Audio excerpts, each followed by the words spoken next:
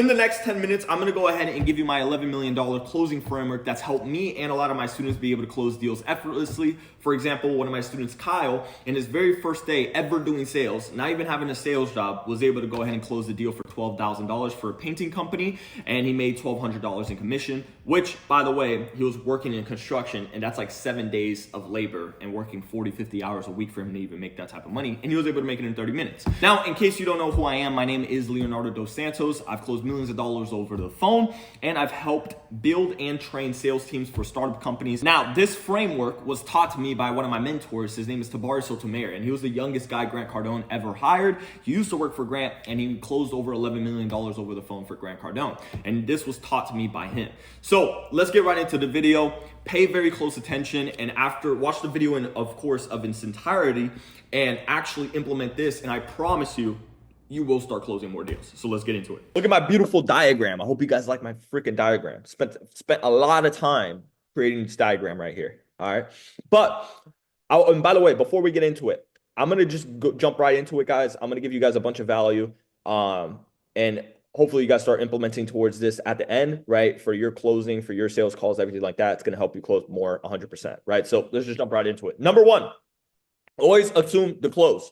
You have to always assume the close. There's a lot of salespeople, they mess up on this. They don't assume. They just ask for permission. And you don't want to ask for permission, especially as a closer, because you got to understand, no matter what you're selling, if it's door-to-door, water treatment system, solar, e-commerce, drop shipping, whatever you're selling, whatever your offer is, you are the person that has the authority on the call. The prospect, the client, they are hopping on a call with you because they want to solve a problem. So if you're solving a problem, you are the expert in the field. Doesn't matter if you're a multimillionaire in a different industry. They're in your playground now. Doesn't matter if they made $1 million or $40 million in construction.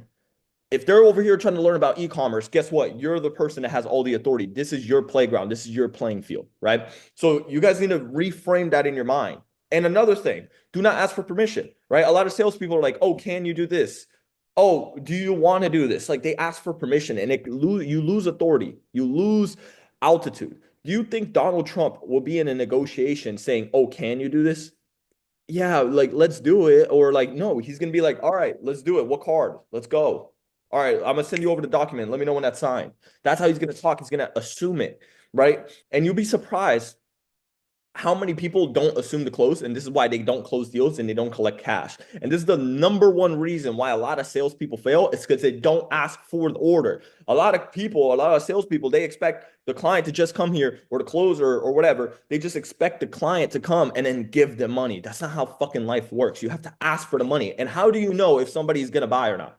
If they're on a call with you and you don't ask for the order, maybe if you ask, you'll be surprised how many times they'll actually be like, oh yeah, boom, here. Maybe you don't have to handle the objection because you say it with so much confidence and so much conviction. You just assume the close that they're like, yeah, let's do it on a Visa. Yeah, here. Here's the card numbers. Boom. Here's I just sent you over the link. Let me know when that's good to go. You'll be surprised how many people are like, oh yeah, okay, boom. They're already sold, right? And the biggest thing is a lot of salespeople, they try to talk past the close. You don't want to talk past the close. When they're ready to buy, you can see it in their eyes, and you just ask for the order, right? So always ask for the order. Assume. If you have a girlfriend, you don't go up to your girlfriend and say, baby, can I kiss you? No, you fucking kiss her. If you guys are going to have sex, you're going to be like, oh, baby, can we have sex? No, you're going to be like, yeah, hey, lay down. Let's roll. Bam. And you're going to do it, right? So at the end of the day, don't ask for permission. Assume it. And you'll be surprised how many times you could get your way by just assuming the close. And you don't have to try to handle all these concerns and these objections by just assuming the close. Now, there is also another side to it. When you assume the close, a lot of people, by that time, they're going to go ahead and they're going to give you an objection. Now, when I say assume the close, I'm going to give you guys an example. John, out of all these 3 different packages, which one do you think is going to help you out the most? Oh, the $5,000 package. Okay, amazing. Now, let me ask you this, John. Is this something you actually want to do and you're going to be committed to? Because if it's not, I'll be the first person to tell you not to do this. Yeah, this is something I want to do. Okay, amazing. Do you want to do this on a Visa, MasterCard, American Express? Bam, assume, right? I didn't ask for permission. I assumed the close. Now, a lot of people, there's going to be some people that they're going to go like, yeah, let's do it. And then they're going to leave the call. They're going to hang up on you. It's normal. It's part of the game. And then there's going to be a lot of people that are going to be like, yeah, here, boom. Or, which I would say this is 80% of the times that's going to happen, they're going to hit you with an objection. I need to think about it. I need to talk to the wife. I need to pray on it. I need to sleep on it, whatever it is, right? So Understand, assume the close. You will close a lot more deals by just assuming it, believe it or not. Now, the second thing I want to talk about is that selling and closing are not the same thing. A lot of people, they have this misconception where, and this isn't a lot of people's fault, but this is what the industry talks about. It's like, oh, selling and closing is the same thing. No, it's not the fucking same thing. Selling is building value on the product. Closing is getting a decision and getting a transaction. Two completely different things. So selling, there's a lot of salespeople that are amazing at selling, but they can't close to save their life and they will never make money. And there's people that are really good at closing deals, but they suck at selling, but they still make a ton of money because they know how to get a decision and get an action. Doesn't matter how good you build rapport. It doesn't matter how much they like you, how much you guys talked about your freaking traumas. They don't care, bro. We don't care. At the end of the day, did you get a deal or not? It all starts with the close. So if you're good at selling, you better start getting really good at closing. Because if you do not get good at closing, you are not going to make money. And there's people that are really good at closing and they're not the best at selling, but they still close a deal. They'll still get an action, right? And they'll still get a commitment. So that's very crucial. Be really good at closing. This is why we're here at the closing framework, of course, right? Now, with that being said, the ninjutsu framework. Now, number one, always agree. This is crucial. And this is for handling objections, by the way. Always, always, always agree. You cannot close somebody. You cannot sell somebody if you're in disagreement, if you are debating them on if they're right or if you're right or if they're wrong and you're right and vice versa. You cannot close a deal like that. I don't know why some people think like, oh, they have to prove their ego. Bro, yeah, you're right. Okay, cool. But then you look at your bank account, you don't have any money. What's the fucking point?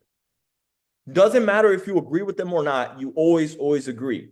I need to think about it. Listen, I hear you. I'm with you. I agree 100%. You're correct. You ever heard the saying, the customer's always right? Yeah, they are. Because at the end of the day, they have your money. And just because you want to prove a point and prove it to your ego that you're right and they're wrong. Sorry, I was getting a call. That they're right and you're wrong. You're just proving your ego doesn't mean you're going to get any money in your bank. So at the end of the day, do you want to prove your ego or do you want to make money? Me personally, I'd rather make money. So lose the ego. Listen, you're right. 100%. I agree. You're right. I'm with you. I get it. I hear you. I understand. Like, agree, right? Now, number two, acknowledge. This is a huge mistake also that a lot of closers do. They do not acknowledge the communication. At the end of the day, as human beings in our biology, we want to be heard. We want to feel like we're listened to, people understand us, right? And a lot of people don't acknowledge the communication. Doesn't matter if you agree, if you don't acknowledge, right? Oh, I need to think about it. Listen, John, I completely agree with you. I'm the same way, by the way. I love thinking about things before I even make a decision. Acknowledge. I'm acknowledging. You see that right there? That's an acknowledge. Compared to like, John, I completely understand you needed to think about it. Now, what do you need to think about? Like, bro, you didn't acknowledge the communication. It just seems like you just care about the money, all right? At the end of the day, I get it. You probably want to go ahead and close the deal, but you're not going to close the deal if they feel like you just want to close the deal, right? So you have to actually care about the person. You actually have to be there to help and solve a problem. And when you are there genuinely wanting to help and solve a problem, they will feel that, right? So understand, acknowledge, acknowledge, acknowledge. So always agree, acknowledge communication. John, completely understand you need to sleep on it. By the way, I'm the same way. I love sleeping on things. Now, let me ask you this. Now I'm transitioning, right? Here's a big mistake a lot of people do when they try to transition. They go like, yeah, John, I completely understand you need to think about it. You could do the agree and acknowledge correctly. But then if you say, yeah, John, I completely understand you need to think about it. By the way, I'm the same way. But let me ask you this. You see what I did there? I said but as my transition word. Now, I know you guys were like, oh, wow, the word but is going to do all this. Yes, guys, I want you guys to understand. The amateurs, they think it's just woozy wazy and they could just go ahead and close the deal. The professional salesperson, the professionals in life, they are very articulate and they understand what words can do and what words can't do. And they know what words to use and what words to not use. But imagine your girlfriend came up to you or a girl you like, whatever, your crush, right? A girl that you're interested in comes up to you, says, yeah, Jimmy, I like you, but yeah, Tim, I like you, but you're gonna be like, yeah, you like me, but what? What do you mean, but? So it's the same thing the prospect's gonna feel. You say you will understand, I need to think about it, but then you say, but. What do you mean, but? That's what they're gonna think. They're gonna feel like you're just trying to disagree, right? So you guys gotta understand, be careful with the word but. Instead, use these words. However, let me tell you this. Let me ask you this, John. Question for you, John. John, question. However, this is what I would tell you. However, this is what I would say, right? You guys want to use these transition words. See, listen to how smooth this sounds. I need to think about it. Listen, John, completely understand you need to think about it. By the way, I'm the same way. I love thinking about things before I make a decision. However, this is what I will tell you. Bam. Now, John, let me ask you this. You see? Now, transition and then isolate. Isolate. What does isolate mean? It means get one objection. So this is how you do it. Listen, John, I completely understand you need to think about it. By the way, I'm the same way. I love thinking about things before I make a decision. Let me ask you this. Other than you needing to think about it, what else is stopping you? You see? What else? Now, why do we do this? What else is stopping you? Because you don't want to be chasing objections like a dog fetching for a bone. You want to get one objection. You want to save time. At the end of the day, time is money. And time is the most crucial thing, because especially if you're a closer and if you're back-to-back calls, you want to be able to close a call as efficiently and as fast as possible, right? So isolate the objection. Don't chase objections, because I need to think about it. For example, that's a smokescreen. It's not the real uncertainty that they have. They're just lying to you, right? It's a reaction that these people have instantly. It's just like, yeah, I need to think about it. They're not even thinking about it. They're not even, it's just a reaction that these people say. Oh, I need to think about it, right? It's just a reaction people have. So you need to understand, what else is stopping it, John? Oh, it's just the money. Okay, got it. The money. What else? You see, I don't just say, oh, the money, that's it. No, I'm like, okay, got it. The money. What else? Oh, it's the time. Okay, what else? No, that's just it. It's just the time and the money. Okay, are you sure? You could tell me anything. Tell me what else? What else? There has to be something else. No, that's just it. Okay, good. So now we have the time and the money. Now he just gave us those two objections. Okay, John, now I understand you said it's the time and the money. Now, out of the time and the money, which one's the real objection? Which one's your real concern, right? You could literally call them out. Which one's the real objection? Oh, it's the money. Okay, gotcha. The money. Now we're going to handle and close the deal, right? After we do that.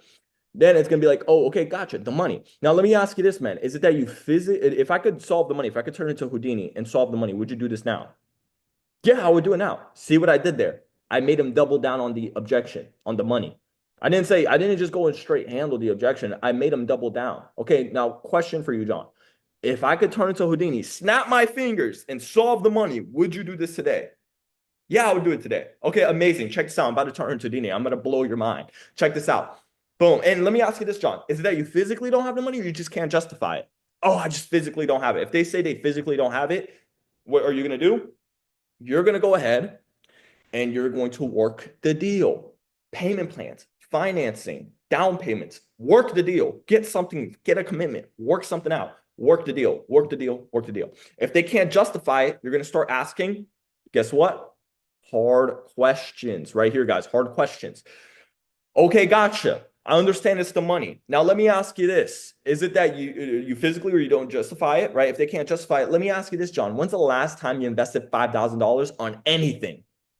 Oh, when I bought a car. Okay, gotcha. When you bought a car. Now, let me ask you this. Did that make you more money or less money? Oh, it made me less money. Okay, gotcha. It made you less money. Now, let me ask you this, John. What's more valuable, you or a piece of metal? Oh, me for sure. Okay, John, exactly, man. So at the end of the day, man, and that's normal. As humans, we always invest into things that are not even us, right? What do you think do you think that's a good thing or a bad thing that you haven't invested into yourself? Oh, it's a bad thing. Exactly, John. And if you want to change your situation, man, you're going to have to do things differently, because what you've been doing now has led you to where you are now. And if you want to change, you're going to have to change your situation, man. You're going to have to change the way you do things. So, John, do you want to do more in life or do you want to do less in life? Oh, I want to do more. Okay, good. Visa, MasterCard, American Express. Bam. That's how you handle and that's how you close, right? You reframe their mind by asking hard questions. Now, what are hard questions? At the end of the day, hard questions is a tool that you have that you can use to shorten the sales call. You can shorten the close by asking hard questions, because the reason people take forever to close a deal is because they're walking on eggshells. They're like, oh, I don't want to ask him this. I don't want to get too personal. I don't want to do this. Fuck all that. The reason why you're scared is because you don't have a fucking backbone and you're honestly still immature. You need to ask hard questions. Professionals ask hard questions. Do you think Trump, when he's negotiating a deal, he's not asking hard questions? How liquid are you? How much money do you have put away? All these different things. Bro, how are you going to do business with somebody if you don't even know their financial situation? Maybe you don't know if you could trust them, right? You could judge them off of their financial situation, what type of investments they have made. So you guys got to understand, at high level business, at high level entrepreneurship and negotiations, these people are sharks. They're asking hard questions that make regular people feel uncomfortable. And that's okay. But at the end of the day, don't walk on eggshells. If you want to shorten the process, if you want to close a deal, ask hard questions. All right. And at the end of the day, you guys got to understand this close, what you're doing right now, closing them. If you're selling a product that you truly believe in, which you should, by the way, you should not be selling a product that's going to scam somebody or make somebody worse as a person. You should only be selling a product that's actually going to genuinely help somebody and actually help them change their lives, especially if you're selling a transformation, I don't know, fitness coaching or whatever you're selling, right? You should be truly deep down believe that this product to help people. And what you should do is you should ask these hard questions. Because if you believe in your product, you would want them to have it because you know it can help them. So you guys need to reframe this. You're doing a job, which is helping them get off of their limiting beliefs, take away their limiting beliefs, and make them take action to go ahead and actually change their lives. And the only way you can do that is if you actually believe in the product you're selling. So remember that, guys. Now, hard questions are very simple. Let me ask you this. How much longer do you want to tell yourself that you can't do this? How much longer do you want to tell yourself you can't afford it? How much longer do you want to tell yourself you need to think about it every time you want to go and buy a nice shirt? John, let me ask you this. How liquid are you? Right? There's so many different ways you could ask hard questions. Like I could run through like 40 of them, right? For example, how could you justify investing into yourself this amount of money, right? That's a hard question. When's the last time you invested into yourself? That's a hard question. When's the last time you made a bad decision? When's the last time you made a good decision? Hard questions. So, and of course, I could list through 40 of them. But if you guys want a video on just hard questions and me breaking down hard questions, I can make a video on that. Leave it down in the comment down below. But with that being said, now the next point, be a New York stockbroker. Now, if you guys ever watched like The Wolf of Wall Street or all these other Wall Street movies and these sales movies like Boiler Room, all these other movies, one thing that you notice is the swagger that they have. Now, I'm not saying be a fucking stockbroker or be a dickhead. I'm not saying that, but I'm saying have the swag that these people have, the confidence and the conviction that these people have. The reason why these guys, for example, Jordan Belfort in the 1990s, he was able to collect so much money by scamming people. And I'm not saying you should, preface, not saying you should, but I'm trying to articulate something. You guys need to have that confidence. These guys were so confident and so swaggy with the way they spoke that they closed deals. Why? Because majority of people don't speak like that. They're not like, John, listen, you need to think about it. Listen, John, if I was an amateur, I would have fell for that. But the good news is I'm a professional. So what's the real objection, John? You see, swag, confidence. People love confidence. People love winners. They don't like losers, right? So have that New York stockbroker type aura, swagger. Imagine if you had $1 million in your pocket here, $1 million in your pocket there, and you have 3 Lamborghinis outside and you have a $4.5 million penthouse, whatever makes you feel confident. But that's what I'm saying. Have that type of swagger, right? Now, don't use the word but, guys. Like I said, don't use the word but when you guys are trying to transition. And of course, you guys need to have swagger. The biggest problem a lot of salespeople have is that they don't have the 3 C's, right? And they don't have the swagger, right? The reason why you're so afraid to ask for $5,000 and you think that's crazy to ask somebody for $5,000 is because that's an internal belief. It's an internal belief that you have that you're now projecting onto the prospect. You believe that $5,000 is a lot of money. And maybe the prospect doesn't believe that, but now you're projecting it onto them. So guess what? You're going to stop the sale because prospects don't stop sales. Customers don't stop sales. Salespeople stop sales. You're asking for $5,000. He probably doesn't think it's that much, but because your insecurity in $5,000, you're projecting it onto him. So you're like, oh yeah, it's 5,000. It's a lot of money. You think it's a lot of money. So now you're projecting it onto him. Now he's going to start being like uncertain about it, right? Because you're uncertain. Now, that's very crucial. You guys got to understand it's all internal too, right? I could ask somebody for $10,000 and not bat an eye because I don't believe $10,000 is a lot of money. That's why I could ask for it, right? So you guys got to understand, you guys have to actually feel like you deserve it. That's where the swagger comes from. It's eliminating those insecurities, eliminating those limiting beliefs that you guys have in your mind and taking that out of your mind and believing that, $5,000 is not a lot of money, that people should be able to make quick decisions. Another thing, if you guys believe that you need to think about things before you make a decision, when you're asking somebody to make a decision and they say, I need to think about it, you're going to agree with them because that's your belief also. You believe that people should think about before making decisions. So why should they buy fast if you don't even buy fast?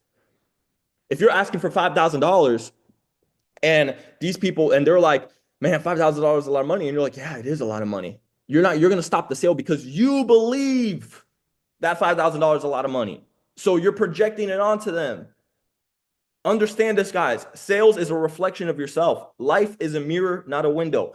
The CRM, the prospects, they're reflecting your insecurities to you guys. So you guys got to understand, every time somebody gives you an objection and that's something you truly believe is true, you're going to agree with them and you're not going to be able to close the deal. Oh, he needs to talk to his wife. You know, I'm the same way. I love talking to my wife before I make any type of decisions. Yeah, so he's right. He should probably talk to his wife, and then you let him go. But me, when somebody says I need to talk to the wife, I don't believe you need to speak to a wife or to talk to your partner to do something. I don't believe that. So that's why I could close, right? Because I don't believe that that's a real thing. Oh, I need to think about it. I make quick decisions. So I don't believe this person needs to make quick decisions. You guys understand it's all internal beliefs also, right? Now, the three C's: confidence, clarity, and conviction. Very crucial, right? Confidence is so crucial on a sales call. You'll be surprised how many salespeople there are that do not have confidence in themselves or in the product or the company. And that's why you cannot close, because you do not have confidence. You do not have clarity in the way you speak. You're mumbling. You're not projecting your voice. Imagine if I was speaking to you guys like this. Yeah, guys. So today we're going to talk about the $11 million closing framework that I've used to collect millions of dollars. And bro, you guys are going to fucking click off because I don't have any conviction in what I'm talking about. I don't have any clarity. I don't have any confidence. But the reason I can speak to you guys like this is because this right here has helped me close a lot of fucking money, bro. Has helped me collect a lot of fucking money. So I want you guys to actually implement this, because I promise you, if you implement this and you actually religiously train on this, you will make money. It's very simple. Doesn't matter what your offer is. I started in sales as a startup company with a startup company that nobody knew nothing about, and I was able to collect millions of dollars over it, right? So I started with literally doing nothing, nobody knowing anything about me or anything about the company or anything about that, and I still had to sell it. That's where I learned my fucking skill set. I wasn't being fed leads that already knew the company that I was working for. No, I had to fucking hustle. I had to sell them. I had to close them, and I truly believe everybody's closable. So you guys got to understand that too. So confidence, clarity, and conviction. Have confidence, have clarity, have conviction in what you're selling. People, I want you to understand this. In the close, whoever's conviction is the highest is what the other person is going to fall to. So if the prospect's convinced that this is not the right thing, they need to think about it, they need to talk to the wife, and their conviction is so high on that, and your conviction is low on the product, guess what? You're going to agree with them. If you have higher conviction that this is the right thing for them to do, and for them to do, and it's a no-brainer, they're going to fall towards your conviction. Conviction is so crucial, and you'll be surprised how much you could, like, what you could do with just having conviction, right? It's a powerful thing. It's a very powerful thing, and you should only use that for good once you understand conviction, right? So have conviction and have confidence in what you're selling, right? If you do not truly believe the product or service is not worth it, do not sell it. Simple, guys. Simple. Now, of course, don't forget to smile. All right, guys, you guys got to use your smile. I'm so tired and sick and tired of seeing these closers, these salespeople that hop on closing calls and they don't fucking smile, especially when they get an objection. They're all hippity happity, yeah, we're friends. And then when somebody hits them with an objection, they lose all the smile. And the prospect notices that, my guy. What you want to be doing is the moment you should be expecting, honestly, an objection. You should be expecting an objection. Very simple. You should be smiling, and they give you I need to think about it. You're like, yeah, John, I get it, man. You want to smile. Why? Because number one, it's going to create positive attitude, right, towards them. They're going to feel that positive energy, and it's going to relieve pressure. Use your smile to relieve pressure. Think about it like a movie. A movie, when you're watching a horror movie, for example, when something's about to happen, you notice the music. It's like dun dun dun dun dun dun dun dun dun dun. And then when it's calm, there's no music. It's very slow. And then it speeds up, and then it's slow. Then it speeds up. And that's how you guys want to use your facial expressions, especially if you're doing in person or over Zoom. You want to use your facial expressions. Relieve pressure by smiling. Yeah, John, listen, you're smart, man. You almost got me there. That's a great objection. Or, John, yeah, that's such a great objection. You see, what's the difference? One made somebody feel warm and fuzzy. They felt the energy. They're like, oh, this guy's good. Oh, he knows what I'm saying is bullshit. And then the other person is like, oh, he's kind of serious, right? Now, when you're leaning into somebody and you're telling them and you're insisting them to do it, then yes, you want to be a little bit more serious. Like you want to be able to be Spock-like. But you also want to be able to relieve the pressure with your smile. So, like I said, sales is a boxing match. You jab, you go back. You jab, you go back. You jab, jab, jab, jab, hook, go back. Boom, dodge. Boom, jab, right? Why? You're putting pressure and you're relieving pressure. You're putting pressure and then you're relieving pressure. You're putting pressure, you're putting more pressure, and then you relieve the pressure. Now it's a dance. And the biggest thing is because a lot of people, especially, and this happened to me, where I was closing so many deals, and it got to a point where I was being very aggressive, right? I would literally insist, and I'll make people blow out. Now, what does blow out mean? Basically means hang up on my face, leave the call, right? And I was being so aggressive. But then I also learned that I was being, and then it came to a point where I try to lower the aggressiveness and be too compassionate. And you guys need to have both, by the way, right? But I was being too compassionate, which basically I allowed people to walk over me, and then for them to just be like, yeah, coming back later. Boom. But what you want to do is have both, right? Now, another thing you guys need to understand, it depends on your offer. Who are you selling to? If you're selling to B2B, these people are more logical, right? They make quicker decisions because they are very big in personal development and they believe in their decision-making ability, right? Now, if you're selling to B2C, business to consumer, these people are a lot more emotional, right? So you actually have to show them a lot more compassion, but you also could be aggressive too. You could lean in on them and tell them to insist and do it, but you also have to be compassionate and be like, listen, I want to help you. Listen, I'm gonna be your big brother. I've been exactly where you're at. I care about your feelings, but I care more about you being successful. These different things, right? So you're gonna be able to show more compassion, right? Especially if you're doing B2C, because these people are more emotionally based, right? So you want to be able to use that. And now another thing, control the close, control the close, control the close, control the close. Now, there's two things I want to talk about when it comes to controlling the close. Number one, it's internal, your personal life. If you cannot control your environment, if it's all dirty and your bed's all dirty, your dishes are dirty, your whole place is dirty, and you can't control your environment, what makes you think you're going to control a sale? If you can't, all right, sorry about that, guys. Something happened. All right, unmute myself. All right, good. So what I was saying, if you can't control a sale, if you can't control the foods you put into your body, what makes you think you can control a sale? If you can't control your mind to going to the gym every single day, what makes you think you control a sale? It's built-in ethics, right? So if you expect somebody to do something and you personally don't do it, why the fuck you're not gonna have confidence and conviction to tell them to do something, right? If I was telling you guys, oh, here's the $11 million closing framework, and I haven't closed millions of dollars over the phone, I wouldn't have conviction talking to you guys about closing that amount of money, right? So you guys got to understand, control the close, control the close, control the close, control the close. And the second thing I want to talk about is that you guys, since the moment you guys go ahead and hop on a closing call or a sales call, you want to be able to instantly control the call. It all starts from the first second, right?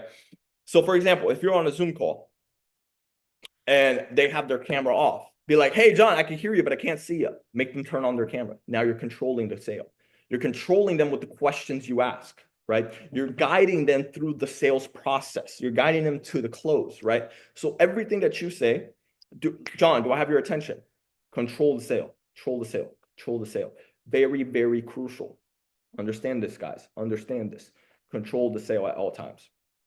Right. So guys, I mean, this is honestly the $11 million closing framework. If you guys just master this and understand everything that I said, took notes, and you guys actually have a legal pad and you take notes and you actually understand and you actually implement, I promise you guys are going to close more deals, right? It's very simple, very simple. Now, with that being said, guys, I hope you guys enjoyed the video. I probably said 10 minutes, but I know I try to do it 10 minutes, but I try to give you guys a lot of value on this video.